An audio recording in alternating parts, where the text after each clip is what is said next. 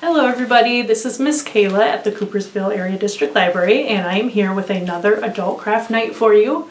We are sticking with our book page theme, so we are making these cute little miniature book page wreaths. They're very easy to make, but they do look, really nice and modern. It's a good way to spruce up your house, especially in these, dreary winter months. And all you will need for these are some paper squares, a canning ring, some twine. You can get those by picking up a kit at the library. And then other than that, all you'll need is some hot glue or some strong craft glue, and then of course some creativity and time. And with that, let's get started. So what you will need for this craft is just a canning ring. It doesn't matter what color it is because you won't see it when it's done. I just prefer the wider mouth ones because you end up with a larger wreath with those. You will need some paper squares. These are 2 inches by 2 inches. In keeping with our book page theme, I just cut these out of an old paperback that was falling apart.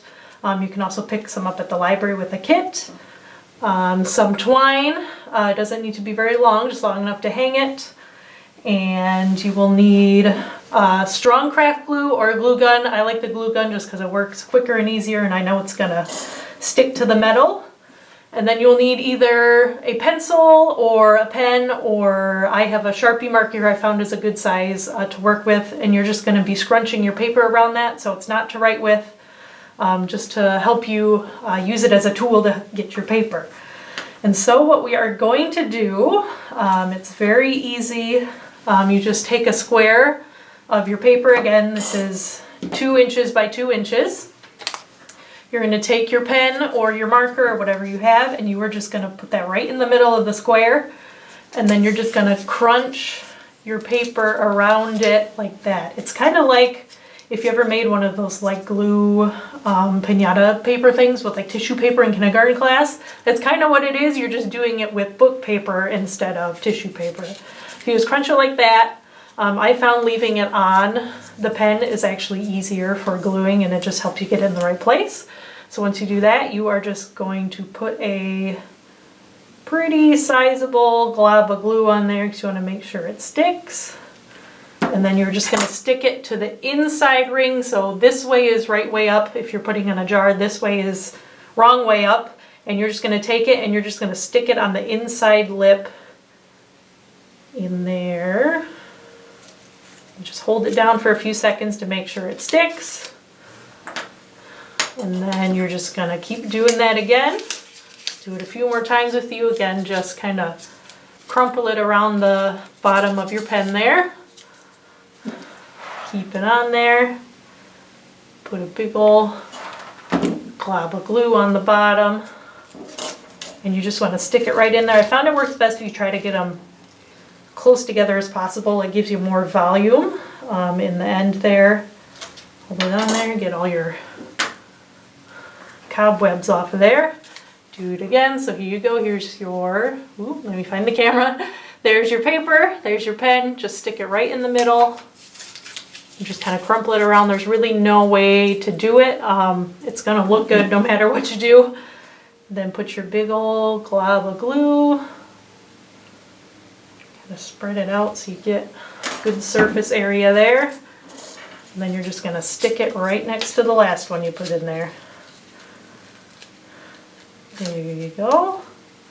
And really you just do that. Just keep going till you go all the way around there. I'm going to do a little Martha Stewart trick here, and I'm going to show you one that I have. I already have the inside done. So as you can see, they're pretty tight in there, and they're all scrunched up. So once you get all the inside done, what you're going to do is you're going to just keep going. Do the same thing. Get your pen and your paper. Crumple it around there. Get your glue gun unstuck. Put a glob of glue on there. And then you're just going to start sticking them on the outside. And so that one helps if you put the glue a little more on one side, just because you are kind of putting them on there a little sideways. We'll do another one of those ones. Your paper, pencil, crumple it on there. I'll keep it on my pen, it's easier that way. I'm going to put it on the side just so it sticks a bit better. And it's the same thing, you just kind of want to put them right next to each other as close as you can, just so you get more coverage there. And then I'll do one more, and then we'll do some movie magic for you, so you don't have to watch me do the whole thing. This does take a bit of time, so it's a good one to do while you're watching TV in the evening or listening to your audiobook or whatever you like to do while you're crafting. And just one more. Keep it on your pen and just stick it right in there. And you will get globs of glue on the outside there, but it really doesn't matter because that's the side that's going to be hanging against your door or your cabinet or wherever you decide to hang these up. And you can always go back and clean them up a bit when you're done and just take all your, little glue cobwebs off of there. But that's that. But I'm going to pause now so you don't have to watch me do the whole thing, and I'll be back in a second with some movie magic, and I'll teach you how to put the tie on there with your twine. Alright, and I am back. I am just doing my last little piece here. Let me find where I started. Right there. It's just my last one. Putting my glue on. And oops, I lost it again. There it is. Sticking it in there. And as you can see, it does look a little weird when you're doing it, but it works out in the end. My first time doing it, I was like, I'm not sure I'm doing it right. And then you get to the end and it looks pretty good. And so from here, what you can do is just clean up, all your hot glue strings there, get those out of the way. If you have any bald spots, it's pretty easy just to go in and stick one in. I've got one right there, so I'm just going to do one more, and you just do the same thing and squeeze it in there.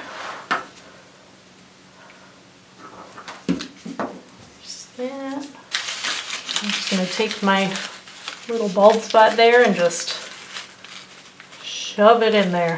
And that's what's nice about this is you can keep adding and it still looks pretty good, and it's hard to mess up what you've already done. Oop, and I've got one that's fallen off there, so I'm gonna replace that one too. So if you end up with any that are, a little longer than others or for whatever reason, you can always go in and just trim your edges down with some scissors. Stick that one there. That one's on the inside.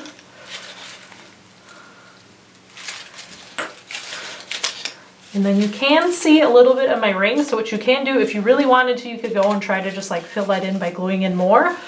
Or you can do it the easy way like me, which is just taking your paper and just kind of, crumpling it and moving it so it covers the ring there. And the nice thing is too, is even with the ring, if you can see it, it still looks pretty good because most of them are, they're silver or they're gold, and it matches with the nice tones of the paper, especially if you have a more vintagey looking paper like mine is.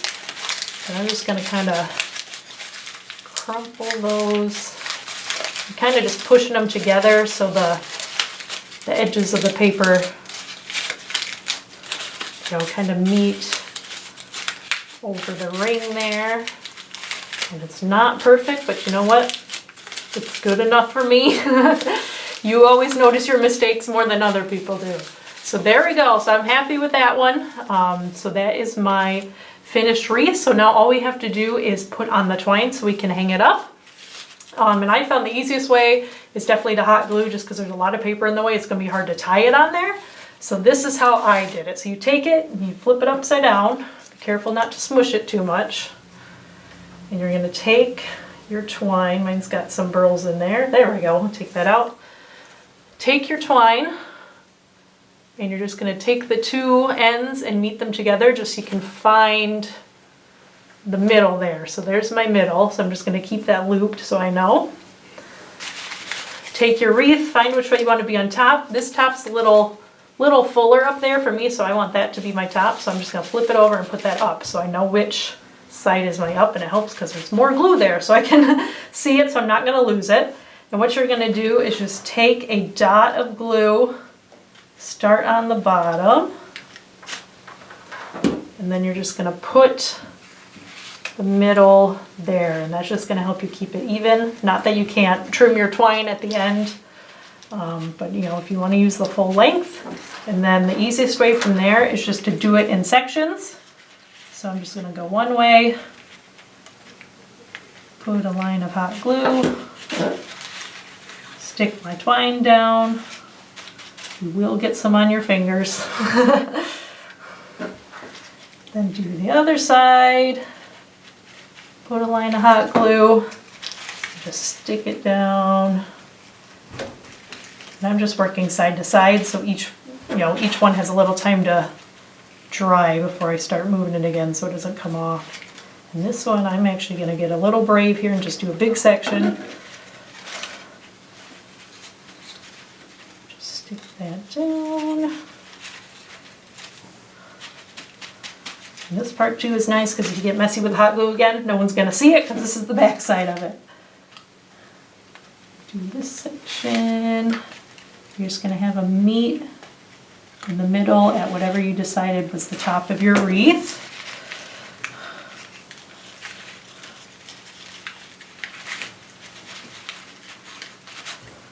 Just a little bit there, so I'm going to stick another dot of glue in there.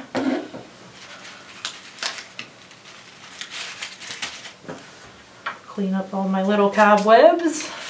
There's a lot of them. Those you can just kind of pull off of there. And then there you have it. You can either just use it like that to tie onto whatever you're going to tie it on, or I'm not very good at bows, but if you wanted to, you could try. And what I did with my other one is I just tied a loop kind of halfway down. If I can even do that right now. Oop, I'm losing my ends here.